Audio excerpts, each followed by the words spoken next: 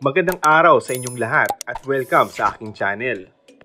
May ilang netizens ang nagsabi na gaya-gaya na rin si Julia Montes kay Catherine Bernardo. Kamakailan lang nang mag-open ng account si Catherine sa TikTok. Ngayon naman ay sumunod si Julia Montes.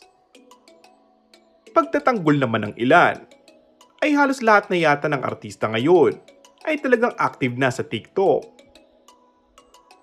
Post ni Julia sa first video nito. Hi, I'm Julia Montes and I am here sa TikTok. Yes, tama po. I have now a TikTok account. Just follow me for more exclusive and special updates. In 4 hours, since nagparamdam siya sa TikTok, kulang-kulang 10,000 na ang pumalong followers niya. Sigurado na kapag aware na ang lahat, di malayong magkaroon din siya ng 100 million followers, tulad ng Instagram niya na may 4 million followers.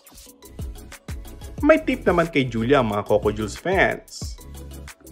Kung gusto niya umanong maging mabilis ang pagdami ng TikTok followers niya, isama niya si Coco Martin sa isa sa mga video o kaya yung isang revelasyon na pinakihintay ng lahat mula sa kanila.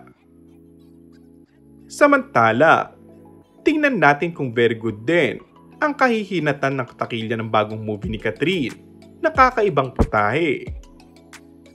Sina Catherine at Alden Richard ang bida sa Hello Love Goodbye, ang highest grossing Filipino film of all time. Pero hindi yon adjusted sa inflation. May forthcoming film din si Alden kung saan katambal niya si Julia Montes, ang 5 breakups in a romance na magsushowing sa October 18. Dito nga ay mapapatunayan kung sino ang magwawagi. And that's all for our today's video. Kung bago ka lang sa aking channel ay mag-subscribe at pindutin na rin ang notification bell. Maraming salamat!